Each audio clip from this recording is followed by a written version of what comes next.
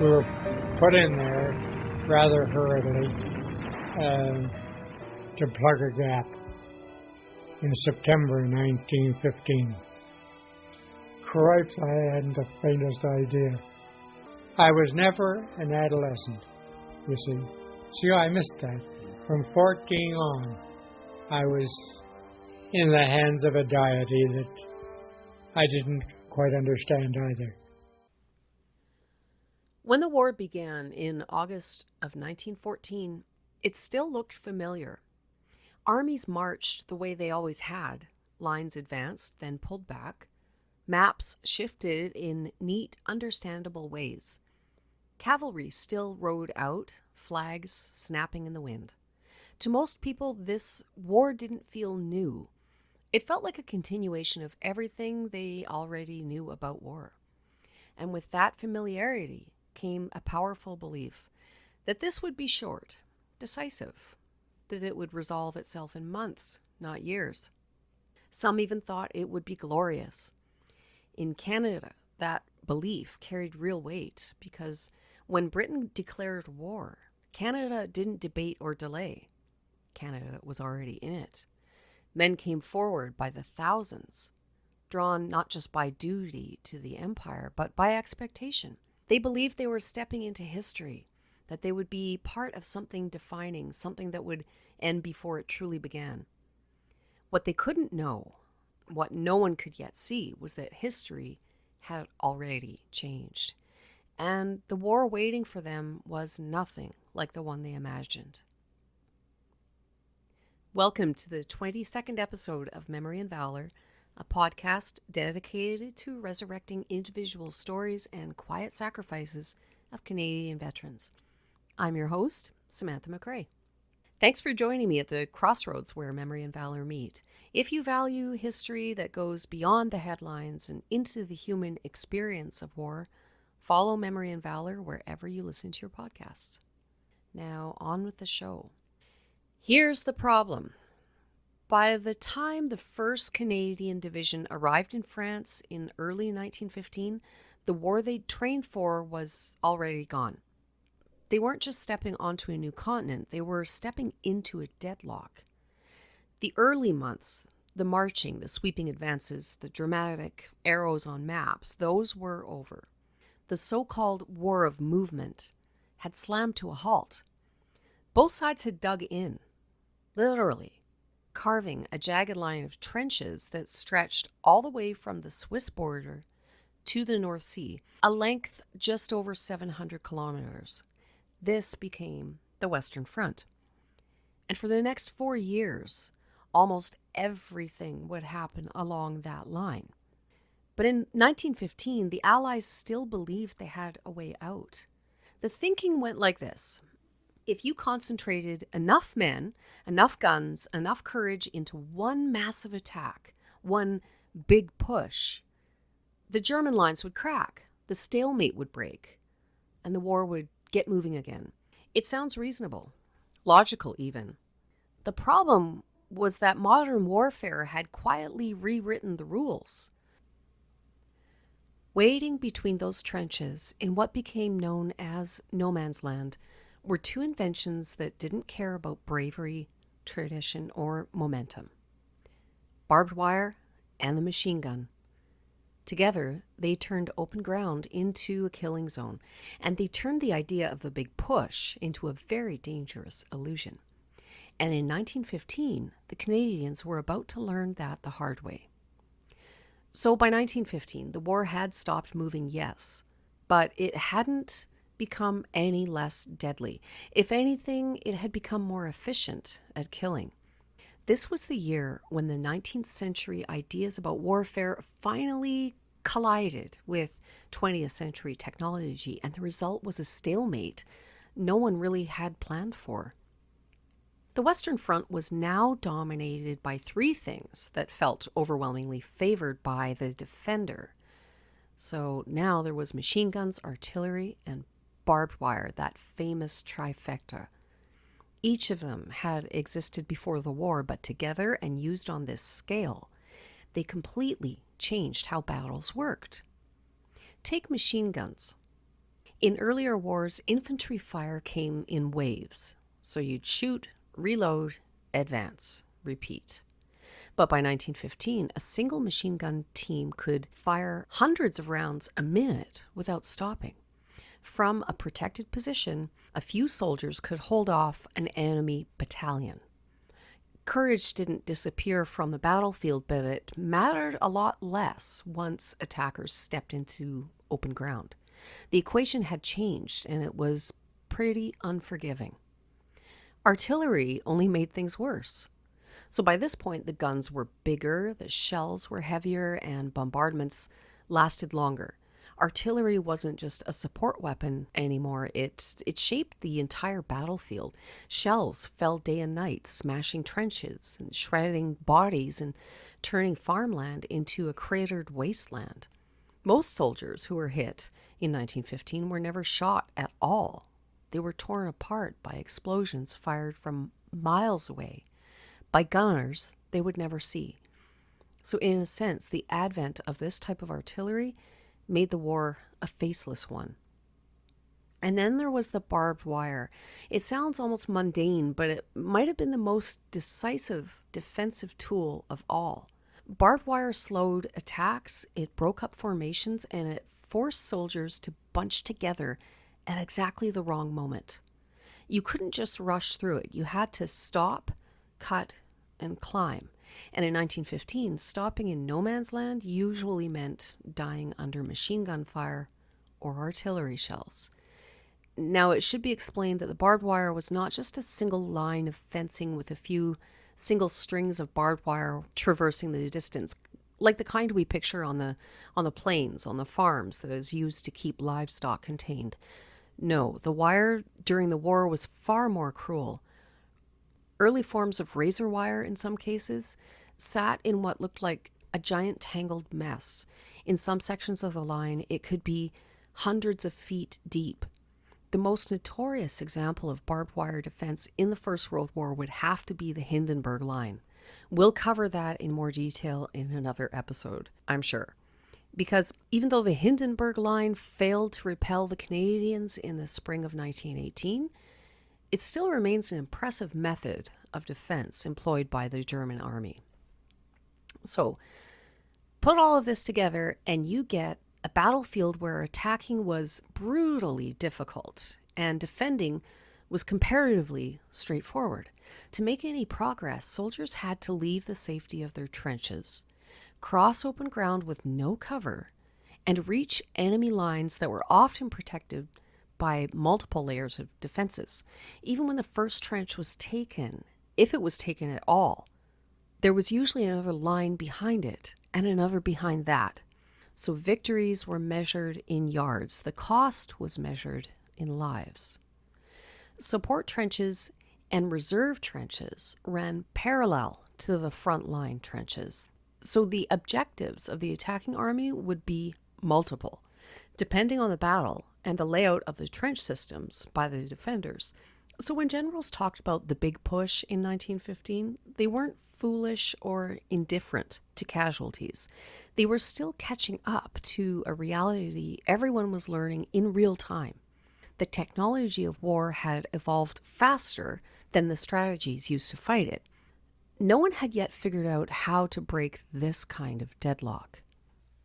For the Canadians, arriving fresh on the front and eager to prove themselves, this was the war they inherited. The PPCLI, or Princess Patricia's Canadian Light Infantry, had arrived in late December 1914, and the CEF, that is the Canadian Expeditionary Force, followed soon after in the early spring of 1915. They surely expected an adventure and an action-packed battle, but in reality, what they got in the spring of 1915 was quite the opposite. An unmoving battlefield shaped by machines where effort and sacrifice didn't guarantee progress, and where 1915 would become a harsh, devastating introduction to modern warfare.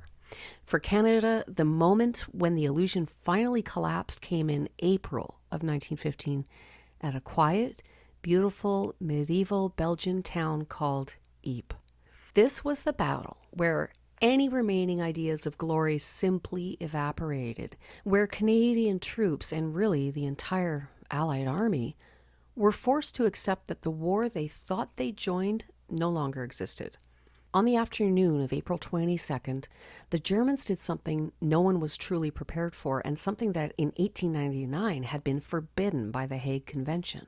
Along a several kilometer stretch of their line, they opened thousands of cylinders and released roughly 168 tons of chlorine gas into the air. A strange greenish-yellow cloud drifted slowly toward the Allied trenches carried by the wind, and at first the soldiers weren't even sure what they were looking at. Then it hit. Chlorine gas burned the eyes, the lungs, and the throat. The men began choking, coughing, and clawing at their faces, panic spreading faster than the gas itself. On the Canadian flank, the French colonial troops, hit directly by the gas cloud, broke and ran. It wasn't cowardice, it was survival. Nothing in modern warfare had prepared them for this, and as they withdrew, a massive gap 6.5 kilometers in length opened in the Allied line, one that the Germans fully expected to exploit. This was the moment everything could have collapsed, and this is where the Canadians come in. They didn't have gas masks, no one did. What they had were instructions passed down the line in desperation. Soak a handkerchief in water, better yet, urine.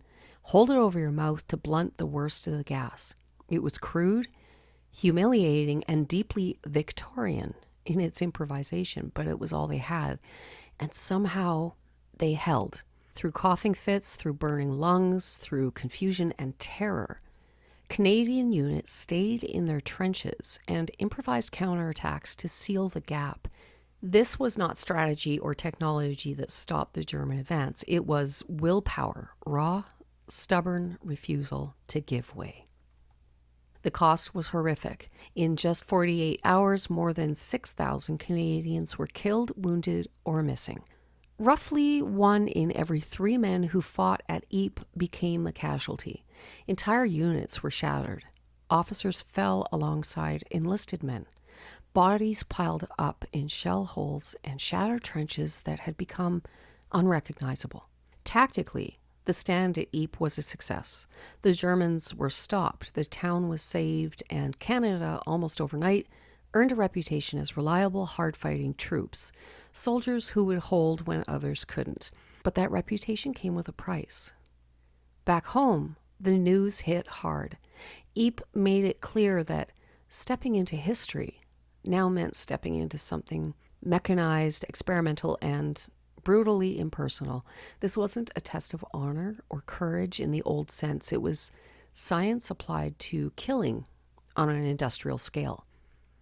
So the gas attack was a pivotal moment, not just because of what it did, but because of what it represented. To soldiers raised on Victorian ideas of warfare, of fair fights and recognizable rules, this felt like a line had been crossed. The enemy wasn't just shooting anymore, they were innovating ways to suffocate, blind, and poison from a distance. Ypres wasn't the bloodiest battle of the war, and it wouldn't be the last time the Canadians paid a terrible price, but it was the moment when the romance died, when the war stopped being an adventure and became what it truly was, an industrial slaughterhouse. And 1915 was only just getting started. If Ypres shattered the idea of glory, the months that followed exposed something just as unsettling. The Allies weren't just outmatched by German defenses, they were also outgunned. They weren't properly equipped to destroy them. By May of 1915, frustration was boiling over, not just at the front, but back home in Britain. Newspapers began carrying disturbing reports from the trenches, many of them based on letters from soldiers and leaked testimony from officers. These stories described men being ordered to attack German positions that had barely been touched by artillery. So entire assaults were collapsing almost immediately, with infantry cut down by machine gun fire before they reached enemy lines. This public outcry became known eventually as the shell crisis. And the problem was not lack of courage or manpower. British and Canadian units continued to volunteer, fight, and advance under appalling conditions. The problem was ammunition. The British Army, and by extension, Canadian forces fighting under British command, had gone to war with the wrong kind of shells and in dangerously insufficient quantities. So this was the shell crisis. Most British artillery batteries in 1915 were still firing shrapnel shells, a weapon designed for 19th century warfare, really. Shrapnel was intended to explode in the air and scatter bullets downward, making it highly lethal against troops advancing across open ground. Against entrenched enemies, however, it was pretty much useless. Shrapnel couldn't cut through thick barbed wire, it couldn't destroy reinforced trenches, or neutralize concrete machine gun nests, pillboxes. What trench warfare required was high explosive shells, capable of blasting fortifications apart, and Britain simply didn't have enough of them. For the soldiers at the front, including Canadians, this shortage was devastating. Canadian units at battles like Second Ypres experienced these consequences firsthand. Attacks went forward without proper artillery preparation, leaving German wire intact and defensive positions undamaged. Canadian infantry were forced to advance across open ground with very little protection, paying the price in casualties for shortcomings over which they had no control. Morale suffered.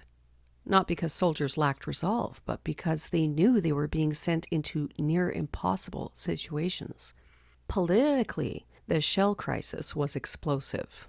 The government of Prime Minister H.H. Asquith of England came under fierce criticism, especially after newspaper owner Lord Northcliffe accused the War Office of incompetence and directly blamed the governments for soldiers' deaths. The crisis shattered public confidence in Asquith's leadership and exposed deep flaws in Britain's industrial and military planning. So the fallout in Britain was severe. In May 1915, Asquith was forced to form a coalition government, effectively admitting failure. By December 1916, his authority had eroded so badly that he was forced from office altogether and replaced by David Lloyd George. One of the coalition's first major actions was the creation of the Ministry of Munitions, and they were tasked with fixing the shell shortage and reorganizing Britain's war industry from the ground up. So, for the Canadian soldiers, the shell crisis marked a grim but important turning point. It confirmed that bravery alone could not overcome modern firepower, and that success in industrial war depended as much on factories and logistics as on courage in the trenches. While reform would come, in 1915 Canadian troops, like their British counterparts, paid the price for a war effort that was still learning how to fight the kind of war it had entered. So it's important now to remember that the German army in 1915 wasn't standing out in the open. They were dug in, protected by deep trenches, concrete bunkers, and thick belts of barbed wire. So again, this is the kind of defense that shrapnel shells were useless against. And here's where they needed those high explosive shells that were powerful enough to tear apart the wire, collapse these concrete dugouts, and at least give attacking troops a fighting chance. And too often, that's not what they had. The result was a grim pattern that repeated itself across the Western Front. Artillery would fire for days, sometimes weeks, creating noise and smoke, but doing very little actual damage. So when the bombardment would lift, the infantry went forward only to discover the wires still intact, the machine guns still waiting, and the German defenses largely untouched. Canadian troops felt this most painfully at places like Festubert in May 1915. They were ordered to advance across no man's land, and they ran straight into uncut wire and entrenched machine gun fire. After days of fighting, the Canadian Expeditionary Force gained less than a kilometer of ground. The cost, though, was staggering, around 2,500 casualties, for almost no strategic benefit, and it didn't stop there. Later that year, at Givenchy, the story repeated itself. More attacks, more intact defenses, more men cut down for gains that barely registered on a map. Another 400 Canadian casualties, and again, almost nothing to show for it. This was the deeper tragedy of 1915. The soldiers were willing, the sacrifices were real. But the war had become this technological contest, and the Allies were behind. They were asking men to fight an industrial war with outdated tools and paying for that mistake in blood. John Hamilton Clothes was born in Mitchell, Ontario on July 4th, 1896. On March 15th, 1916, Mr. Clothes enlisted with the 114th Battalion in Hagersville, Ontario. He started training right away, and he was sent to Camp Borden and then overseas to England, where he was quickly deployed to Le Havre, France. He was wounded at Vimy Ridge in 1917, rehabbed in England, and returned to France to fight at Amiens in 1918 and Arras, where he won a military medal for bravery. Mr. Clothes ended his service with the rank of corporal, and he died in Hagersville, Ontario in February 1993. He gave an interview, probably in the 1980s, with Veterans Affairs Canada for their segment called Heroes Remember, and so we're going to listen to him. Before we went in the line, we carried stuff up to the line, and one night a shell lit right near us. It started to hiss, and me being a greenhorn, I thought the thing's going to blow us to pieces. But somebody near me hissed, "Get your gas mask on," so I was much relieved that it was just a gas shell. That was my first experience. So that was Mr. Clothes talking about his first experience, which was at Second Battle of Ypres in April 1915. And again, 1915 wasn't done teaching that lesson yet. By the middle of the year, the war for Canadian soldiers had settled into a grinding daily reality, and it wasn't heroic or dramatic so much as exhausting. Life in the trenches meant mud that never really dried and rats that got fat on bodies and garbage, and a constant background noise of artillery that made real sleep pretty much impossible. Trench walls collapsed in the rain, latrines overflowed, lice spread through uniforms that hadn't been properly washed in months. Even on quiet days, there was a sense that the ground itself was hostile. Lieutenant Thomas Leo Golden, writing home from the Canadian lines at Festubert in May 1915, described his first days like this, quote, "I thought my end had surely come. We were all lying down flat. Several of the boys were killed and wounded around this place. I dug a hole with my nose and hugged it tight," end quote. Morale didn't collapse all at once. It wore away. What unsettled Canadian soldiers most wasn't just the danger, it was the pattern. Long periods of waiting, followed by sudden orders to attack positions everyone knew were heavily defended. By 1915, men understood the shape of the battlefield. They could see the wire. They knew where the machine guns were, and they knew from bitter experience when the artillery hadn't done its job. One Canadian officer noted bluntly in a war diary that attacks were launched with, quote, "little accurate information available and maps of doubtful value," end quote. And yet the orders kept coming. From the perspective of the men in the trenches, the attacks often felt senseless, sometimes cruel. But from the perspective of the generals, the situation looked different. Overall, British operations in 1915 were directed by Field Marshal Sir John French, and later, after his removal in December, by General Sir Douglas Haig. The Canadian division itself was led by Major General Edwin Alderson, reporting into a broader British command structure. None of them were blind to the casualties, but all of them were constrained by the same pressures. I feel like I'm being kind here, but you have to look at it from all perspectives, I guess. this was a coalition war. The French army was bleeding heavily at places like Artois and Champagne. Russia was reeling under German attacks in the east.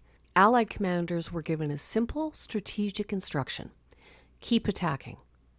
Even if a failed offensive could pin German divisions in place and prevent them from being shifted elsewhere. In that context, doing nothing wasn't seen as neutrality, it was seen as surrender. There was also a deep, stubborn belief at higher headquarters that the enemy must be close to breaking. Casualties on both sides were enormous, and commanders interpreted that as evidence that German manpower and morale were nearing exhaustion. If pressure was maintained, if men, guns, and shells kept coming, then something had to give. This was the beginning of what would later be called attrition, even if no one yet used the word. The problem was information. Commanders worked with maps that were often outdated before they reached the brigade headquarters. Telephone lines were routinely cut by shellfire. Runners were killed crossing exposed ground. Once an attack began, higher command had almost no reliable way of knowing what was happening at the front line. If a battalion disappeared into smoke, wire, and machine gun fire, headquarters often assumed progress that wasn't real. A Canadian medical officer, Lieutenant Colonel John McCrae, wrote after Ypres in May 1915, quote, "One can look for miles and see no human being, but in those miles lurk thousands of men, planning against each other perpetually some new device of death. Never showing themselves, they launch at each other bullet, bomb, and shell." End quote. So once an operation began, that fog of war took over. Attacks were reinforced instead of halted, and men were sent forward to support breakthroughs that existed only on paper. For the soldiers, this wasn't a failure of courage. It was a failure of connection between what was planned and what was happening in front of them. Canadian battalions learned quickly that survival depended less on heroics than on luck, cover, and whether the guns had actually done what they were supposed to, which is why morale eroded not through fear but through repetition. As one Canadian diarist later reflected, attacks came to feel like obligations rather than expectations of success. You went forward because orders existed and because the men beside you, they were going too. By late 1915, the Canadian Expeditionary Force understood something that hadn't yet fully penetrated headquarters miles behind the lines.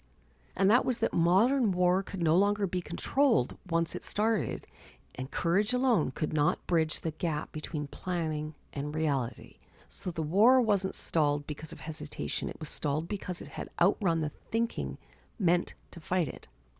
So attacks were reinforced instead of halted, and men were sent forward to support the breakthroughs that hadn't happened. Then there was doctrine. Most senior officers in 1915 had been trained for a different kind of war. The idea that artillery could completely fail to destroy defensive positions or even make them stronger by churning ground into cover was still being absorbed. Coordinating artillery fire with infantry movement was incredibly difficult without radios. Barrages lifted too early, giving defenders time to recover, or they lifted too late, landing on advancing troops. The theory behind these attacks wasn't ridiculous. The execution, given the technology of the time, often was. So by the time the Canadians were thrown into the fighting of Festubert in May 1915, they were no longer being tested as soldiers. They were being tested as an army. So remember, the 1st Canadian Division was commanded by Major General Edwin Alderson, but the character of the fighting at Festubert was shaped lower down by 2 brigade commanders whose approaches could not have been more different. On one flank was Brigadier General Richard Turner, commanding the 3rd Canadian Brigade. Turner, by now, was already a legend. He had won the Victoria Cross at Ypres, charging forward under fire to rally broken units during the gas attack. He believed deeply in aggression, momentum, and offensive spirit. qualities that had made sense in colonial wars and seemed to matter less with every machine gun burst on the Western Front. Turner's orders at Festubert reflected that mindset.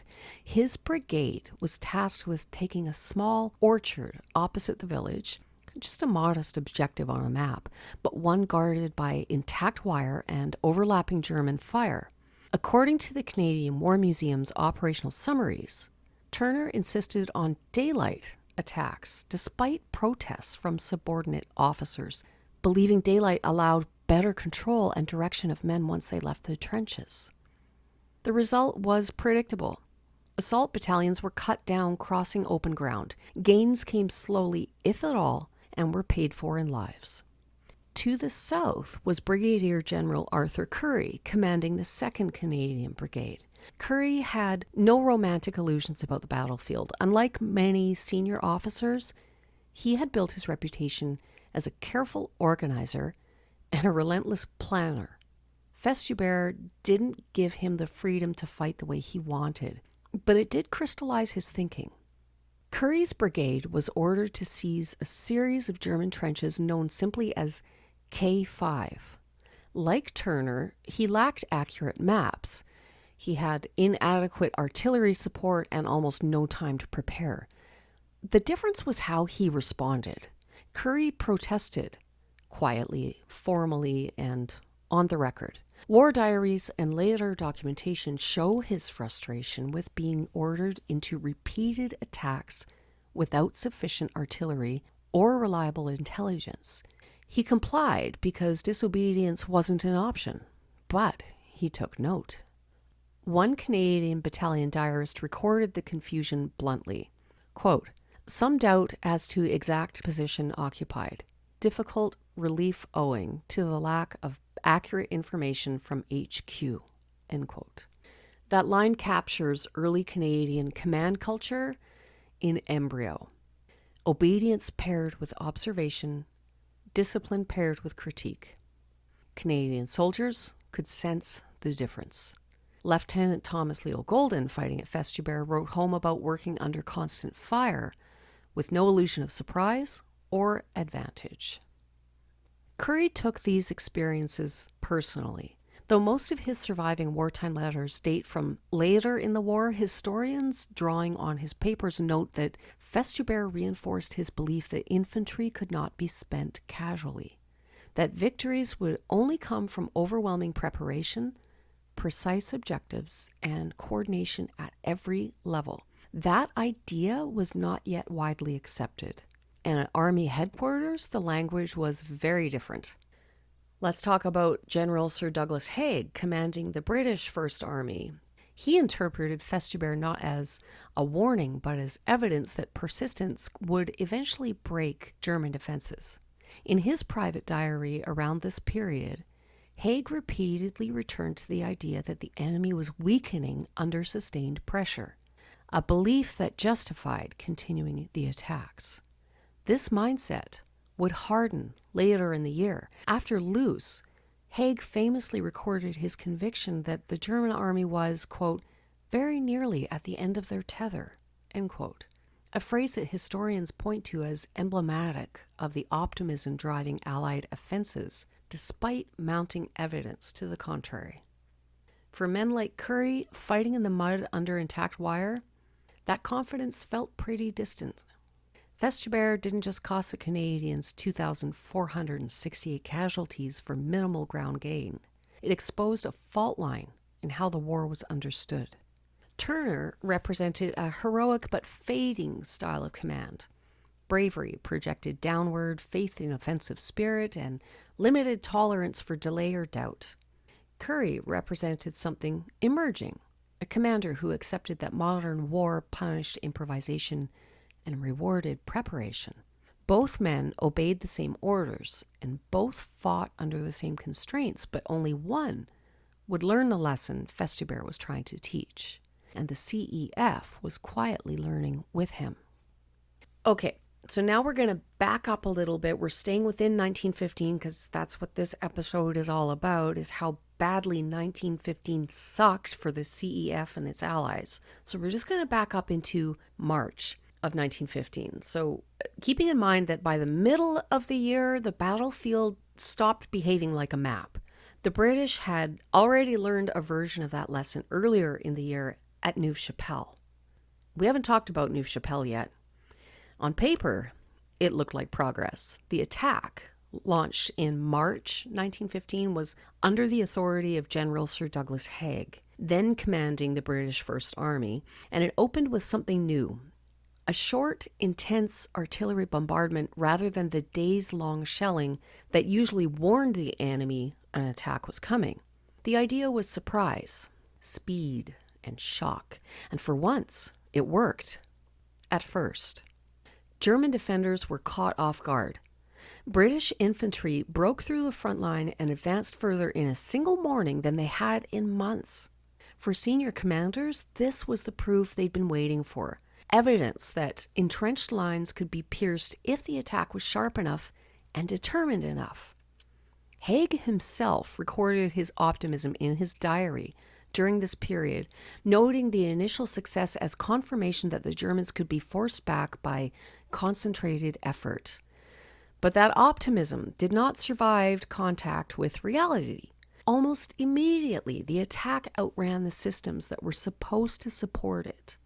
The British Army in 1915 still fought on a command structure that assumed order and communication could be maintained once an assault began. At Neuve Chapelle, that assumption collapsed within hours. Telephone wires strung above ground were shredded by shellfire. Runners sent forward with messages disappeared into smoke and cratered ground. Brigade and division headquarters had no clear idea how far units had advanced, which objectives had been taken, or where fresh resistance was forming. So without accurate information, the artillery became blind. Guns couldn't shift fire forward to protect advancing infantry. Barrages fell on empty trenches, or worse, failed to suppress German positions, reorganizing just beyond the breach. The very tool that had made the breakthrough possible could no longer support it, and as a result, momentum died. British official histories later noted that reserves, essential for exploiting any success, were held too far back and committed too slowly. By the time additional troops moved up, the moment had passed. The Germans, meanwhile, did what their doctrine emphasized: react quickly. Local commanders rushed reserves into the gap, sealed the breach, and rebuilt coherent defensive lines with discipline the attackers could not match. Machine gun positions were reestablished, wire was restored or replaced by firepower. What had briefly looked like a rupture became a contained bulge. The former British commander, General Sir Horace Smith-Dorrien, who would soon be dismissed after criticizing repeated unprepared attacks, later reflected on this kind of fighting by emphasizing that successes were meaningless if they couldn't be sustained, an implicit critique of the failure to exploit initial breakthroughs under 1915 conditions. From the front line, the experience felt painfully familiar. A British officer involved in early 1915 fighting noted that the advances dissolved into confusion as soon as units moved beyond their pre-planned objectives, with no way to coordinate movement or fire once visibility and communication disappeared. The Canadian war diaries from this period record similar frustrations. Gains made, then lost. Not because the enemy was invincible, but because the battlefield no longer answered to command once plans met chaos. Neuve Chapelle proved something crucial. It showed that breaking into a trench system was possible. Artillery, surprise, and disciplined infantry could rupture even a well-prepared defensive line, but it also showed the hard limit of 1915 warfare. There was no reliable way to exploit success once it happened. Commanders could plan the opening move. They could not yet control what came after. Without radios, without armored support, without flexible artillery coordination, and without reserves positioned for rapid exploitation, breakthroughs were temporary by default. The battlefield absorbed them and closed again, often within hours, and so the war settled back into place. The arrows on the map stopped moving. The casualty lists did not. Arthur Currie wasn't in command at Neuve Chapelle, but he watched it closely. And more importantly, he understood it in a way many senior officers didn't. What Neuve Chapelle showed Currie wasn't that the British Army lacked courage or even imagination. In fact, for once, the opening of that battle looked like a success story. A short, intense artillery bombardment surprised the Germans. The infantry went forward quickly and trenches were taken. For a few hours, it looked like the stalemate might finally crack. To Currie, Neuve Chapelle proved that modern armies had figured out how to start an attack, but not how to carry it forward. The guns had opened the door. No one knew how to hold it open. What stood out to him was how completely the infantry depended on artillery and how fragile that relationship still was. Once the barrage lifted, the attackers were suddenly exposed. It wasn't that the artillery had failed, it was that it had been asked to do the wrong job. The Battle of Neuve Chapelle was ultimately a failure, despite early tactical gains, because it exposed serious Allied weaknesses in preparation, artillery effectiveness, and logistical support. Far from demonstrating a successful new form of warfare, the battle revealed how unprepared the British Army still was for modern industrial war. And although British forces succeeded in capturing the village of Neuve Chapelle on the first day of the offensive, the cost was extremely high in relation to what was achieved. Over 11,000 British casualties were suffered in just 3 days of fighting, yet the army failed to reach its primary operational objective, which was a breakthrough toward Aubert Ridge, which would have forced a wider German withdrawal. The initial success wasn't consolidated as advancing units became disorganized and were unable to push forward under increasing German resistance. These losses exposed the inefficiency of British tactics, particularly the inability to exploit early gains before the enemy could recover and reinforce. Infantry advances slowed rapidly once German machine gun fire resumed, and without fresh reserves or sustained artillery support, momentum was lost. By the end of the battle, the front lines had stabilized only marginally forward of their original positions, leaving the strategic situation largely unchanged. As a result, the human cost of the battle appeared disproportionate, avoidable, and ultimately unsustainable, reinforcing the perception of Neuve Chapelle as a costly failure rather than a meaningful success. I'm just going to summarize this battle a little bit, but I'm going to let the veterans do the talking. And often it is very difficult to find any surviving audio recordings of veterans of the Battle of Neuve Chapelle. Because it was so early in the First World War, there just aren't a lot of surviving recordings of veterans talking about this, particularly Canadian veterans. So for this reason, I have used several British veterans telling a little bit of their stories about these early battles of 1915. So we're going to listen to a few now, but remember, Neuve Chapelle revealed how poorly prepared the British Army was for this type of offensive. The communication systems were fragile and easily destroyed by shell fire, leaving advancing units without clear orders or knowledge of the wider situation. The reserves were positioned too far back and were committed too slowly, meaning that when the initial advance succeeded, there were no fresh troops ready to exploit the breakthrough. The British lacked both a clear plan and the organizational capacity to respond effectively once conditions on the battlefield changed. Throughout the war, I never saw such dreadful casualties as occurred on that particular bit of front. And although the artillery bombardment was innovative for its time, it ultimately failed in its purpose. The British artillery fired an intense 35-minute barrage intended to destroy German trenches, barbed wire, and machine gun positions. While some frontline trenches were damaged, the bombardment didn't eliminate German defensive strength. On the left part of the brigade on which I was working, the artillery bombardment failed. The result was the German trenches were not damaged, and the left battalion was decimated when they got up and clambered over our breastwork. To my horror, I saw them practically mown down. On the other side, many German soldiers survived by sheltering in deep dugouts and quickly returned to their positions once the shelling stopped. Crucially, the artillery failed to destroy enough machine guns or suppress second-line defenses. Once the barrage lifted, the British infantry advancing across open ground were exposed to devastating machine gun and rifle fire. The problem was not simply poor gunnery, but a misunderstanding of what artillery could achieve. The guns could disrupt defenses temporarily, but they could not sustain suppression or adapt quickly enough once the infantry moved forward.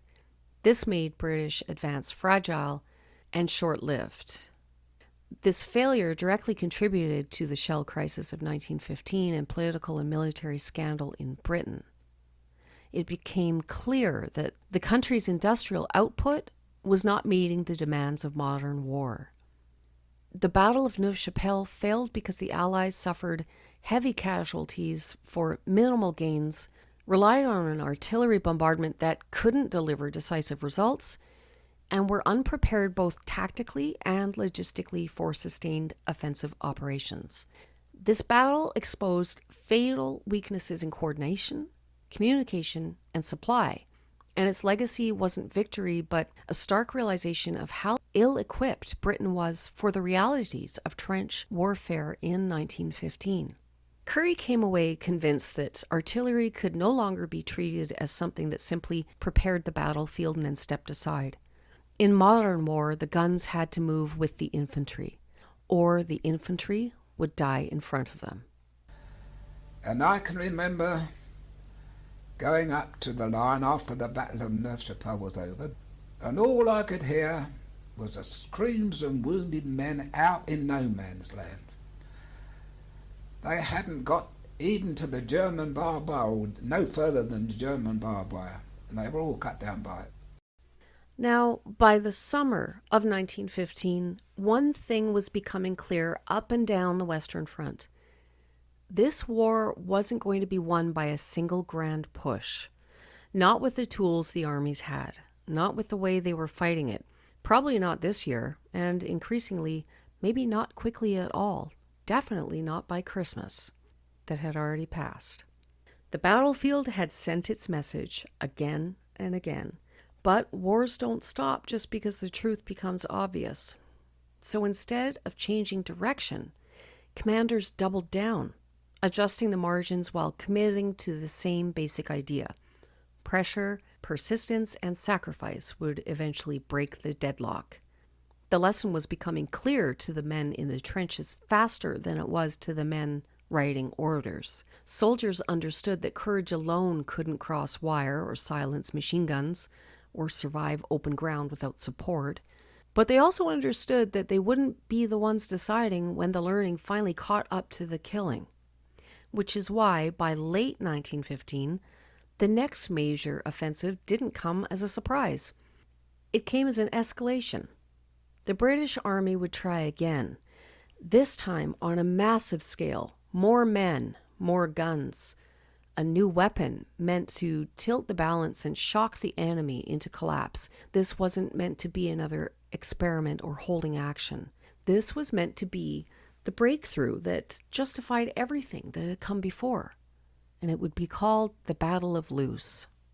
And it would show just how dangerous it was to keep searching for answers with tools that still didn't quite fit the war being fought. So by the autumn of 1915, the British Army was ready to try one more time. This was it, the big one. The Battle of Loos, launched in late September, was meant to be the British Empire's decisive contribution to the year's fighting.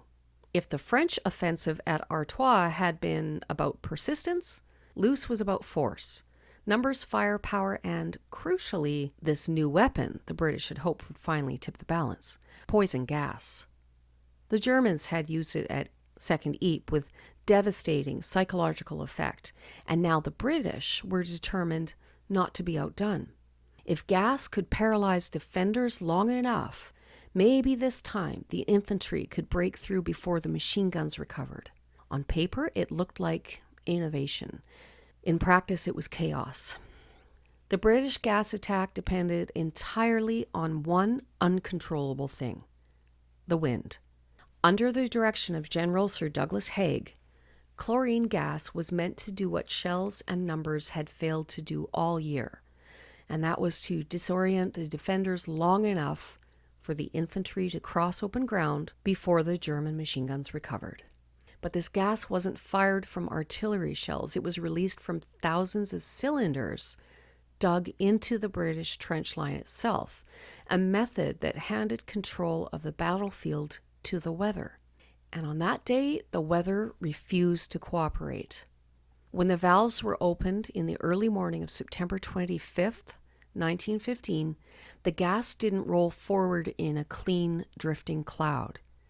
In many places, the wind slowed, stalled, or turned. Second Lieutenant George Grossmith, writing to his fiancée 2 days later, described what it was like inside that moment. Quote, "The gas hung in a thick pall over everything, and it was impossible to see more than 10 yards. In vain I looked for my landmarks in the German line to guide me to the right spot, but I could not see through the gas." End quote. In some sectors, the gas crept backward into British trenches. Men began choking before the assault even began. Eyes burned, lungs seized. Units meant to advance were already casualties without ever seeing the enemy. Lance Corporal Bernard Scott Budge of the Cameron Highlanders, wounded at Loos, wrote home with remarkable clarity about what that morning looked like. Quote, "From 5 a.m. to 5:12 a.m., gas was sent across. But the smoke and gases going across was a weird sight. It was just like clouds in the sky. I found out myself afterwards just how much damage it did, and not all of it where it was supposed to." End quote. At this point, stopping the attack would seem obvious. But 1915 warfare didn't work that way. The orders had already been issued and timetables were fixed, watches synchronized. Communication lines, again laid above ground, had already been shredded by artillery. Once a major offensive began, there was no reliable way for frontline officers to tell higher command that conditions on the ground had catastrophically changed. So the attack went forward. Men climbed out of trenches into gas-shrouded ground that hadn't been softened, confused, or neutralized the way the planners had believed. German infantry, sheltered deep in dugouts, emerged once the gas thinned. Machine gun crews returned to weapons already aimed at the exact ground the attackers had to cross. Henry Bloomfield Coates, a British NCO with the London Scottish, served on the Western Front from 1915 to 1918. He fought with both the 1st Division and later the 56th London Division. Decades later, in a 1985 interview with Imperial War Museums, he looked back on the aftermath of the Battle of Loos and said out loud what many soldiers had only ever whispered: that the men giving the orders didn't yet understand the battlefield, and that their carelessness was being paid for in lives. Here's Coates in his own words. We were supposed to be reviewed by General Rawlinson, who was a corps commander, I think, and he kept us waiting for about 4 hours on a bitter November day. We were gradually sinking in this field past our ankles, and he told us, he stood in front of us and said he'd been to have a look at the ground we'd attacked over in the previous September, October at Loos. He said, "I didn't realise what we had asked you to do to attack up that slope. Now, why the hell didn't you come and have a look at that slope before you attacked that?" And these generals never came to look and see what they were asking us to do. I don't think they went into the logistics, the way of getting up ammunition, etc., etc. And of course, before I finish, I'll never forget when we attacked at Loos, and we broke through ultimately, but the slaughter was pretty bad. Sergeant T. Kemp of the 6th Royal West Kent Regiment later described what he saw just beyond Vermelles, where the British gas had lingered. Quote, "The ground was literally covered by the bodies of Scottish soldiers. Their faces and hands were black as coal, and the answer to that was gas. Not German gas as was used earlier at Ypres, but British gas. These chaps had just rushed hell for leather into the gas they were supposed to have been following." End quote.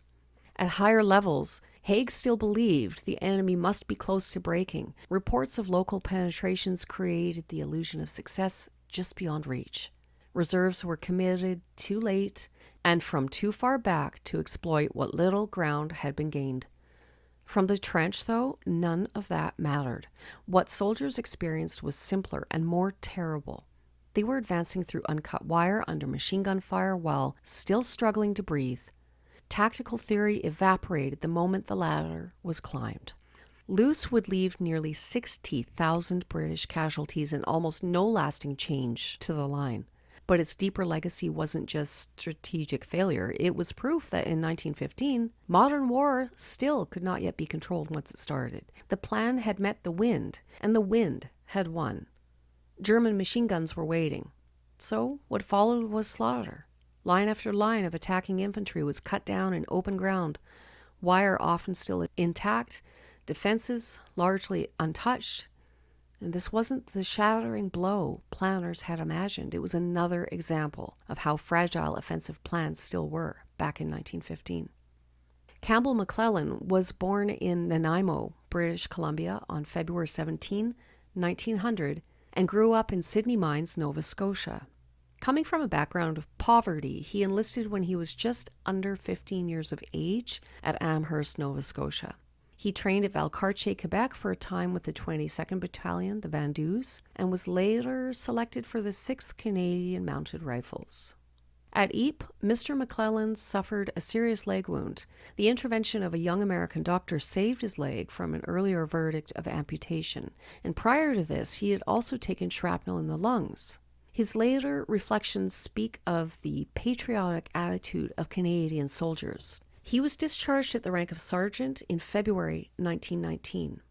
This is Campbell McClellan talking about his experience at Loos as a teenager. We were put in there rather hurriedly to plug a gap in September 1915. Cripes, I hadn't the faintest idea. No, we had just shot 2 horses of our own, and we thought we were being attacked, and we were about 15 kilometers behind the line. I wasn't scared.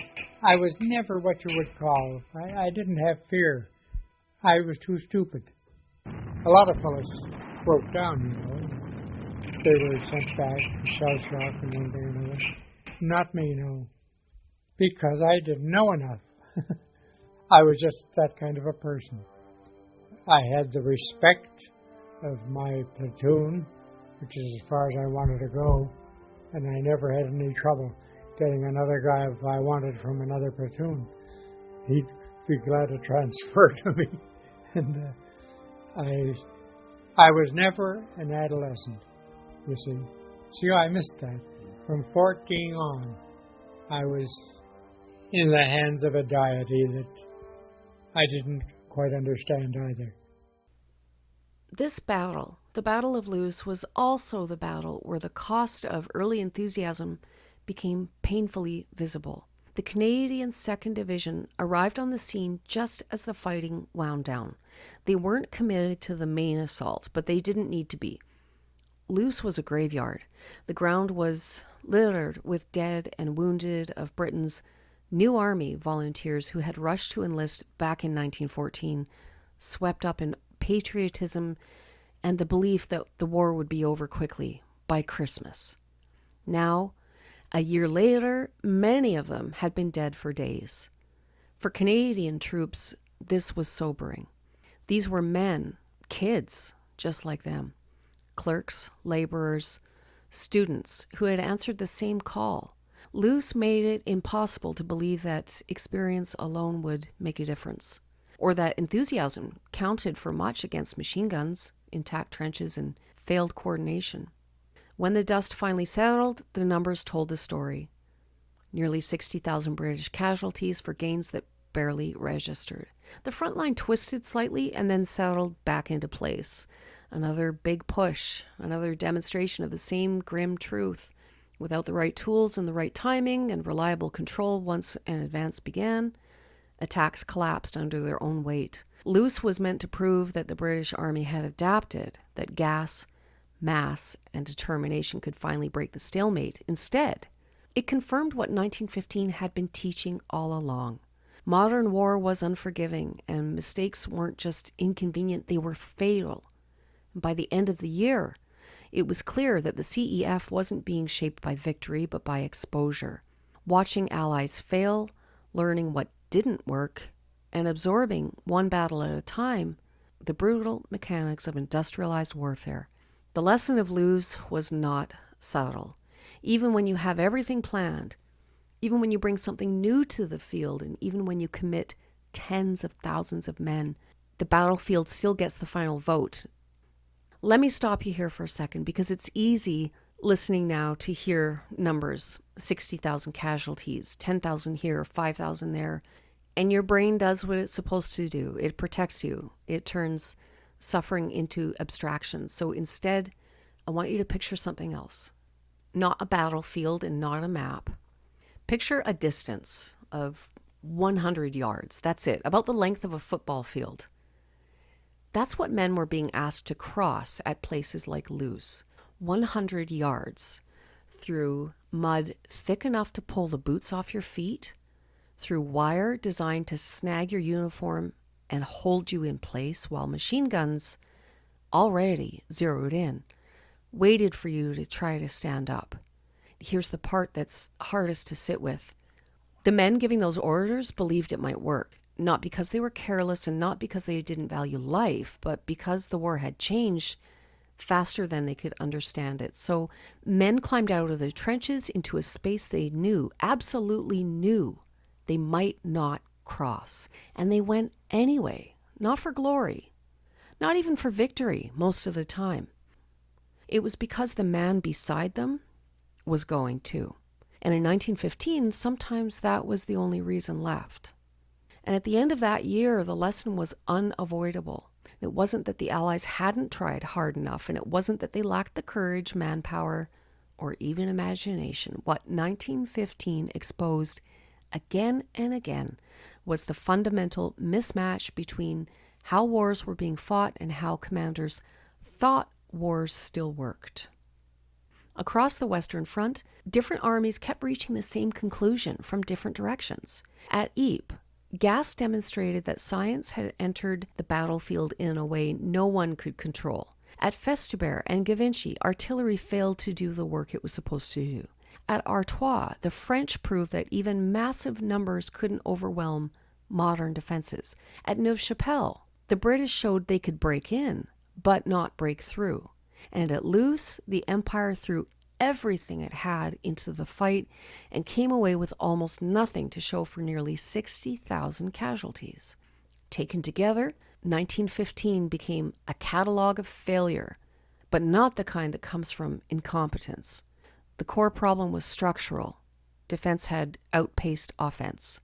Machine guns, trenches, barbed wire, and quick-firing artillery gave defenders enormous advantages, while attackers lacked the tools and systems needed to exploit even momentary success. Breakthroughs died not because they were impossible, but because they were fragile, and the battlefield destroyed momentum faster than commanders could react. So attacks continued not because they were working, but because stopping wasn't an option. Coalition warfare demanded pressure everywhere. Political leaders demanded action.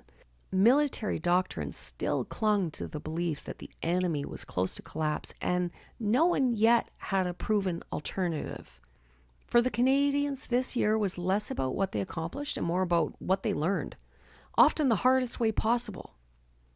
They learned that bravery without preparation just fed casualty lists, that enthusiasm meant very little once artillery fell short, that modern war rewarded coordination, timing, and logistics much more than dash or daring. And perhaps most importantly, they learned that survival depended on adaptation. By the end of 1915, Canadian units were no longer naive newcomers. They had endured gas without masks. They had advanced into intact wire. They had watched Allied assaults fail on a massive scale, and through it all, they had built a reputation as soldiers who observed carefully, held ground stubbornly, and adapted faster than many expected. The failures of 1915 didn't just scar the CEF, they shaped it. The hard lessons about artillery-infantry coordination, the need for rehearsed attacks, insert Arthur Currie, the importance of flexible junior leadership, and the dangers of blind optimism all fed into how Canadians would fight the next year. By 1916, they would bring these lessons with them to battles even larger and bloodier than anything they had yet seen. 1915 was the year the war stopped pretending. The maps froze, the casualty lists exploded, and the illusions that had carried men across the Atlantic finally collapsed in mud, wire, and shellfire. 1915 sucked. What came next wouldn't be easier, but it would be different, because by surviving 1915, the Canadians had learned what modern war really was. The fighting on the Western Front followed a grimly familiar script in 1915. The artillery would thunder for hours or days, churning the earth and shaking morale on both sides. Commanders would study reports and convince themselves the enemy must be badly shaken, and then, at a set hour, the infantry would be ordered forward. These decisions didn't come out of nowhere.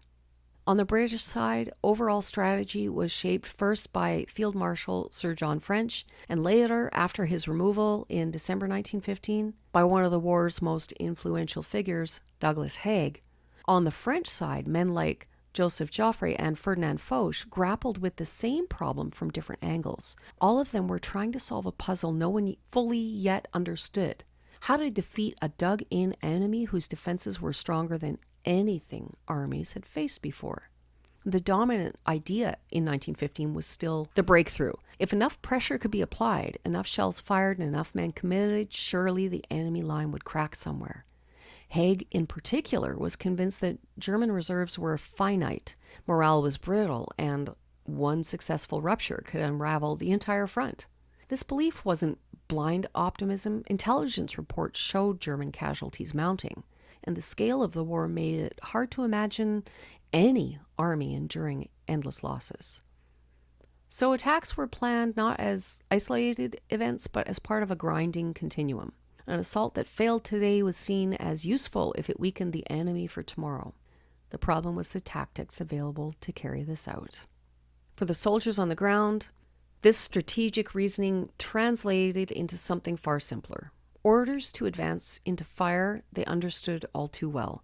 Veterans could read the battlefield. They knew when wire was still standing. They knew when a barrage had drifted or fallen short. They also knew that saying so rarely changed the plan. That's why morale cracked, not through fear, but through repetition. It wasn't one failed assault. It was the accumulation of them. Each attack that went nowhere confirmed what men already suspected. The success depended less on courage than on machinery and coordination still being learned in real time, which brings us back to that 100 yards. Because when commanders ordered those advances, they weren't asking men to cross an abstract distance on a map. They were asking them to step into a space that tactics had not yet learned how to survive, and that's the context. Strategic, tactical, and human, that gives meaning to everything else you've heard about 1915. The war hadn't just stalled. It had outrun the thinking meant to fight it. This didn't make the soldiers cynical. It made them realistic. And it created a gap, quiet at first, but growing, between the people fighting the war and the people still trying to solve it. The men in the trenches understood something before the headquarters fully did, that the war would not be won by faith, repetition, or sacrifice. It would require learning, adaptation, new ways of coordinating men, guns, and movement in a landscape that punished mistakes instantly and impartially. 1915 was the year the war forced that reckoning. It showed what didn't work. It revealed the cost of learning slowly, and it left behind a generation of soldiers who would carry those lessons forward, whether the people giving the orders were ready or not. So when we look back on 1915, it's tempting to see it as pointless. Chalk it up to a year of failure, a year of wasted lives, but that's not quite right. It was the year the war stopped lying about itself. And for the Canadians who survived it, there was no going back to the war they had imagined when they first enlisted. What lay ahead would be harder, deadlier, and far more demanding, but it would also be fought with eyes open. Because after 1915, no one who had been there believed this war would be won easily, only that it would be endured. That understanding, costly, incomplete, and painfully earned, was the true legacy of that terrible year. And this is how 1915 is remembered, not for victory, but for realization. The realization that this war would not be short, would not be clean, and not be easily understood. But for the men who endured it, survival itself became a form of courage.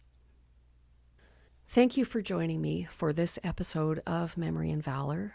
It has been a pleasure having you here, listening to these stories, learning something new maybe, or looking at different aspects of this year that perhaps hadn't been considered before.